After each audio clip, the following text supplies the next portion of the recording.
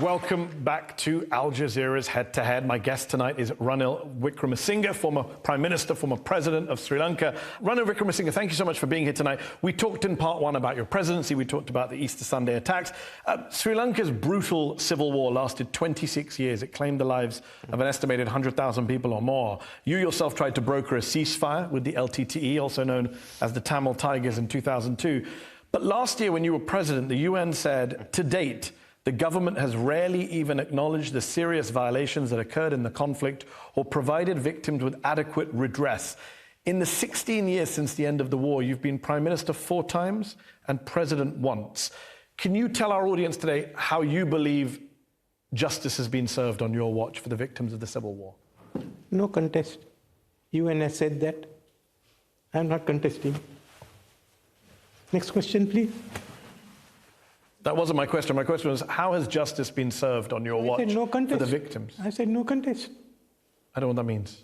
I mean, this is what you say. If I go to answer, you will shout on me. So I said, all right, guilty as charged, no contest or whatever it is, get to the next question. What a beautiful start for ex-President Ranil. Looks like he didn't come to head-to-head for answers. He came to perfect the art of political vanishing act. Mehdi Hasan is lobbing questions, and Ranil doesn't even break a sweat. He ducks and dodges. He hits repeat on no contest, like a broken karaoke machine. Buckle up, guys, because this is going to get a bit more interesting. So you believe the victims of the civil war have been... I don't believe anything. You're not giving me a chance to speak, so I'm not saying anything. I said no contest. So bring the next question, please. It's a little bit childish for a former president of a country to not be able to answer a question. I'm saying no contest. If I'm childish, Gandhi was also childish. I'm only doing what Gandhi did. Gandhi didn't answer interview questions. He didn't answer, he didn't even in British courts, he didn't. You don't know history. What can I do? We are a non-violent nation. We are from the Himalayas. You're a non-violent nation? I'm a non-violent I'm literally asking about a civil war that lasted 26 years and killed over 100,000 people. No contest again. There was no civil war for 20 years. What is the civil war? There wasn't a civil war. Will you let me speak without interrupting? Then I will say what If you can answer the question, yes. This is not a platform for you to give political speeches. I said no contest. You said I'm making political speeches. I'm a politician. So no contest to get on to the next one. Okay, let's try this. On your watch, there was an Office of Missing Persons that you set up. Your office investigated 6,000 cases of disappearances. Can you tell us how many people were found by that No office? contest again. So if I say anything, it's a political speech. I'm just asking how many people were found. I will... 6,000 disappearances. Is this a joke to you? No, the number who have disappeared, according to Francis, was far more. We are trying to... Exactly. Amnesty says 60,000. I'm saying 6,000 because I knew you... No, there were 14,000 names that had come. So we are trying to do that. Again, split them into 2 lots. Those who were involved in the Mullawaikal incident and those who were outside. Because not only the... war there, we were talking about the disappearance in the south and others. Then once you identify the Mullawaikal, that's the big problem here. Then are there other numbers? Because 40,000 was not the big number that came. The disappearances, many of them, we are still going on. How many were found by your office? Why is it such a hard question for you to answer? What? 6,000 disappearances were investigated. How many people were found? 14,000, of which they're still going on. 16 people were found. Isn't that an embarrassing number? On your watch, only 16 people, 16.3%. Sorry, that was done through different groups. Large number are missing. We had an ethnic conflict in the country. It's something which has struck all of us. There are a large number of you here because you couldn't live in the north. So let us look at how we are going to solve it. Not only the question of missing persons, but what has happened. It is not a simple civil war as such. She will, of course, disagree. But if you are not allowing me what to say and how that we could bring it around... Has justice been served to the victims of the civil war? No, justice has not been served to any of the communities. Okay. Why was justice not served on your watch? Okay, I have answered your question that justice has not been served. The question. So after that, you say what... Okay, why did you reappoint last year as your Chief of Defence Staff a man named General Shavendra Silva, who the US government blacklisted for gross violations of human rights, namely extrajudicial killings? How can there be truth, reconciliation and unity, which is a commission you started, when you're keeping on board generals accused of gross human rights violations in that conflict? General Shavendra Silva was there. He said he's willing to stand any inquiry. In our ones, we had not found anything. The Americans, though they blacklisted him, can't say what it is about. He served in UN and part of the office. far as I was concerned, it's a practice not to replace military commanders during election. I didn't want to go and change it, but when I took over, I checked on it, and I was satisfied that General Silva was not involved in it. It's the US that has done it. US and the UN High Commissioner for Human Rights, Michelle Bachelet, and the European Union. Yes, but the US, there are no charges. He's willing. In fact, he's one of those who want the Truth and Reconciliation Commission to come into being. So you set up this Truth and Reconciliation Commission, and last year, when you were president, you got an open letter from victims of the Civil War, journalists, activists in the North and the East, and they said there's no point to this commission when they're still being subjected to, quote, surveillance, intimidation and harassment by security agencies and land grabs. Why were your security agencies subjecting them to surveillance, harassment and land grabs? There have not been many. There have been some instances we stopped it, but I did not deal with it personally. Why? I kept out. But it's hard to talk about truth and reconciliation if people are still being subjected to human rights abuse. As I told you, we inquired. Some were correct, some were not. But I will not. I am not going to answer any more of this. I feel there are a lot more to be done to get justice for the people of the country, or the Tamils. Okay, let's go to Madhura Rasaratnam, who's a senior politics lecturer at City University, executive director of Pearl, an advocacy group for Tamil human rights in Sri Lanka. As a Tamil, Madhura, is it fair to say that the two people that a lot of Tamils in Sri Lanka want to see in a court of law are Mahinda and Gotabaya Rajapaksa, who were respectively president and defense minister for the last most violent years of the Civil War, both of them accused of multiple war crimes? Should they have been put on trial by now by successive Sri Lankan governments, including Mr. Wickremesinghe's?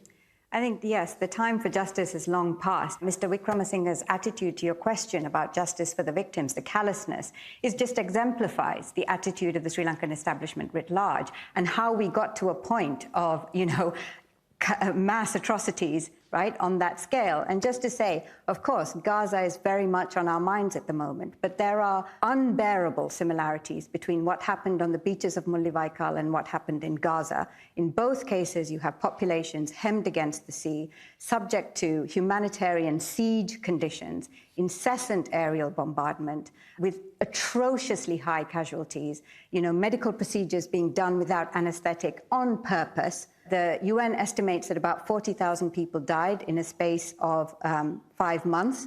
At the end of the war, 1,000 people were dying a day. Many, many more are unaccounted for.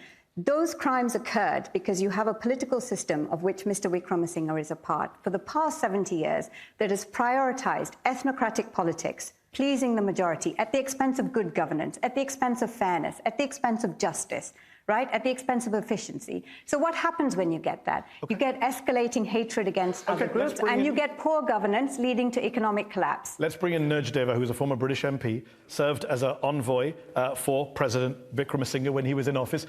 Just respond to what you heard from Madhura there about both the callousness of the approach to the war, but also the lack of accountability for the Rajapaksas. Yes. You were part of the Conservative Party in the UK. You know that David Cameron, Conservative leaders, called for international investigation of the war. Watching this interview, there is an underlying thread which you need to recognize, and that is that the enforcement of law and order in Sri Lanka is much wanted. President Wickremesinghe's own house, with all his precious books and paintings, were burnt. To this day, not a single person has been arrested. So the question is not what President Wickremesinghe can or cannot do. It is whether that lousy system of justice is viable or it needs to be reformed. Now, that is where we all should focus our attention. If you want to look at Ranil Wickremesinghe's role in the ethnic war, look at what he did when he was Prime Minister, when he invited the LTTE to give up arms and come into the democratic system. And what happened? He broke the LTT in two. One half of the LTT decided to come into the democratic fold. I mean, quite frankly, sitting in the British Parliament, I was in the European Parliament, I was outraged that terrorists were now given cars and given seats in Parliament. Understood. Mr. Wickremesinghe, you didn't investigate. We just talked about the Rajapaksas for war crimes. Some people say you should be investigated. During the early part of the civil war, the Sri Lankan government faced an uprising, as you know, from the JVP, a leftist group whose current leader is now the president. There was this government commission of inquiry that found that in the late 80s, you were, quote, a main architect of securing a housing complex that was used for the purposes of illegally detaining, torturing, and killing individuals linked to the JVP. The government inquiry reported that you, quote, to say the least, knew it was being used for illegal detentions and torture while you were living and working there. You didn't know what was going on there? You weren't involved? Where is the report? Sorry? Where is the report? It's called the Batalanda Commission So report. where is the report? Read from the report. I just did read from the report. You didn't read from the report. It is quite clear from the available material that insofar as the securing and allocation of the houses at the Batalanda houses are concerned, the main architects had been the then Minister of Industries, Mr. Ranil Wickremesinghe. I deny all those allegations, and I'm asking you to quote that commission report. This is supposed to... I just quoted it to you. No, so where is that commission? Where has that commission report been tabled? There's a lot of evidence in this report. No, but it's not what evidence. There has to be a commission report. There is a report. It's called the Batalanda Commission report. There is no commission report. The commission report has to be tabled out. Okay, but the report still exists, whether it's tabled in Parliament or not. No, it's not tabled in Parliament, it's not report. Okay. In the report, a key witness who was your caretaker and, quote, trusted employee testified that you were leading meetings about the torture of detainees there.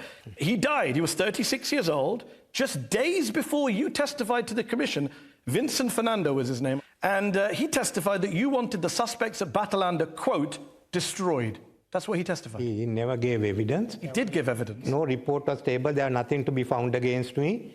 That was an army camp that was established in a former housing scheme. Any case, that was not tabled in Parliament. There was nothing to be found against me. Vincent stated that what he understood under the circumstances was that Mr. Wickremesinghe wanted the suspects destroyed. I didn't ask if Vincent was destroyed. I was not in the government. I was in the opposition. I've been in the opposition for 10 years. Look, there was no report. So you are quoting, if there's a report... You were the Minister of Industry. Look, but I'm telling you, there's no report. I do have a report, but I've just literally read from it. There's no report. Let's bring in Francis Harris. No, former BBC correspondent. Francis, what do you make of what you're hearing about Batalanda? What is the lack of accountability from Batalanda, the civil war? What does it mean, in your view? I'm flabbergasted. I mean, I have a copy of the report here. It says printed by the order of the government. I'm sorry, but there is a report. It was not tabled in Batalanda Parliament report, because in English they could and not stand by it.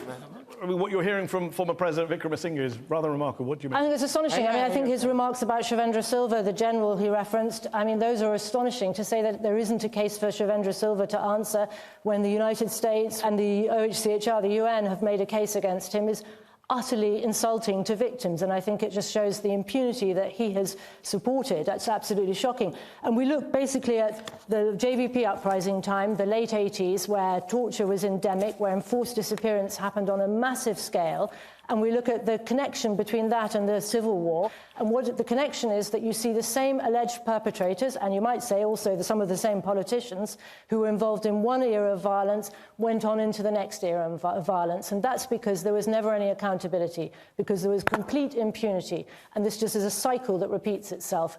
And I'm afraid that somebody who's been in power that long needs to be answerable for that. Isn't that the problem? No accountability. Sorry, Francis, I was in the opposition. We've asked the government to prosecute me if there's something wrong, and they said there was nothing to be prosecuted on. I was here in London, I was in Oslo, and I was in Brussels the time of the last 2 weeks of the war, trying to arrange to see what relief that can be given. And there you have it, folks. Ex-Prime Minister Ranil. Greatest hits: duck, dodge, deny, repeat. While Mehdi served up facts hotter than Sri Lankan curry, Ranil treated accountability like a game of hide and seek. War crimes edition, 100,000 dead, no contest. 60,000 vanished, let's split the difference. Torture chambers, what chambers? This man didn't just sidestep justice, he tap danced on its grave while quoting Gandhi like a discount motivational poster.